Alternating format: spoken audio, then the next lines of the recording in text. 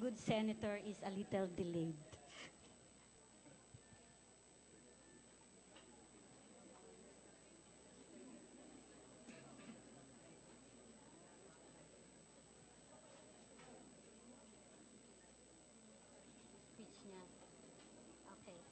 Okay, let's all stand up for the national anthem.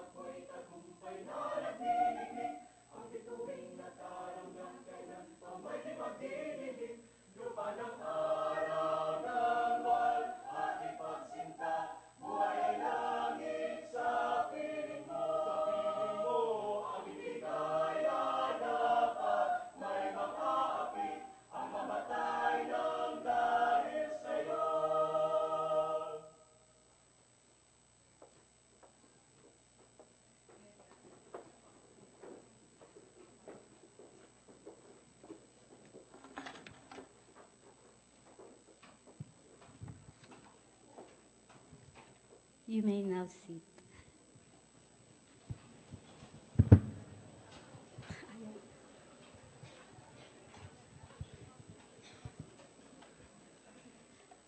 The University of the Philippines Institute of Human Rights, on the occasion of the UP College of Law Centennial Celebration, welcomes everyone to this public forum on the Senate Bill 2865, Reproductive Health as Human Rights. To open this activity, may we call on Professor Elizabeth Aguiling Pangilinan.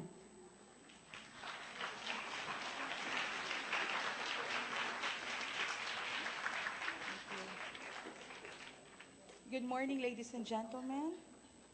Good morning, Senator Miriam Defensor Santiago. Thank you for accepting my invitation to join the UP College of Law.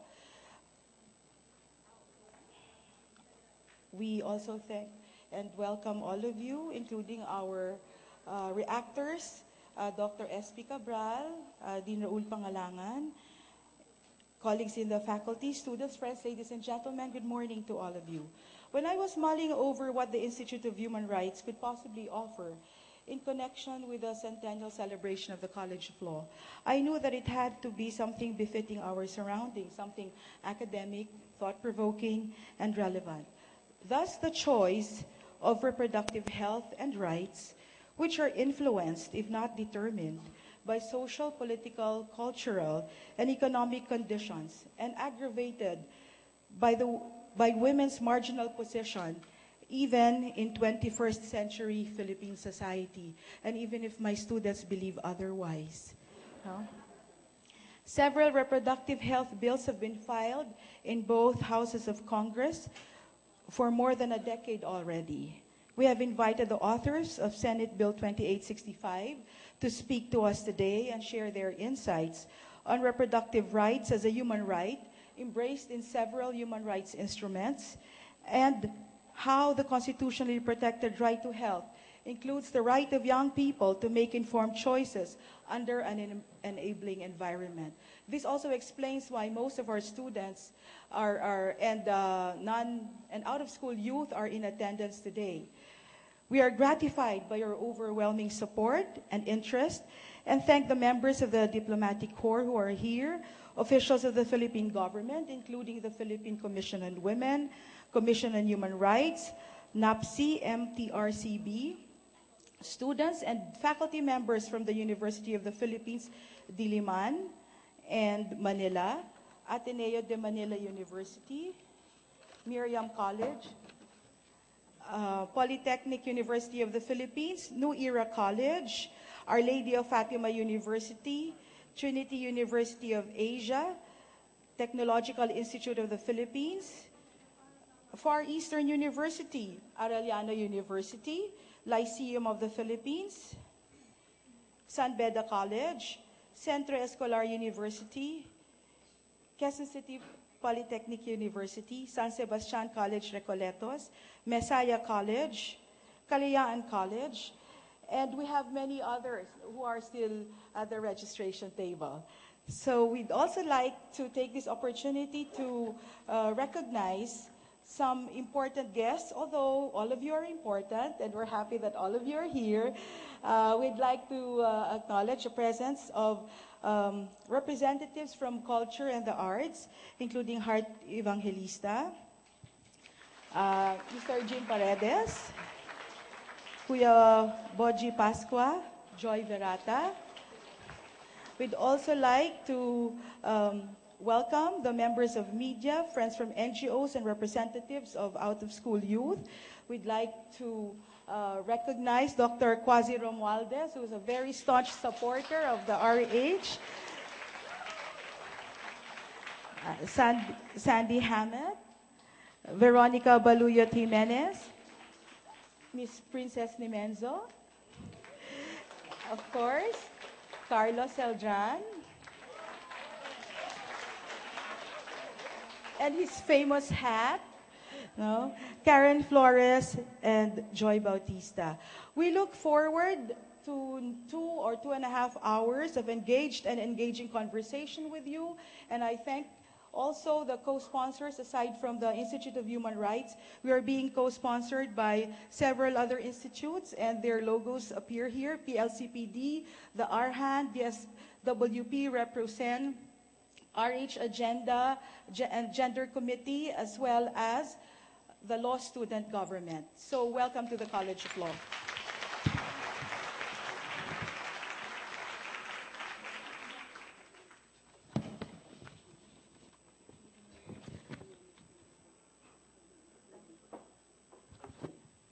To formally welcome everyone, let me call on the Dean of the UP College of Law, Dean Danilo L. Concepcion.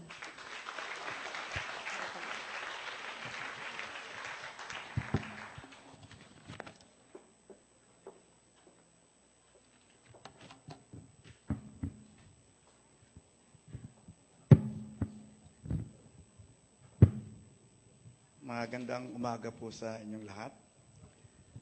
Distinguished speakers and guests, ladies and gentlemen, magandang umaga pong muli sa inyong lahat. You honor us with your presence this morning as we hold this public forum on the RH, or Reproductive Rights of Human Rights Bill.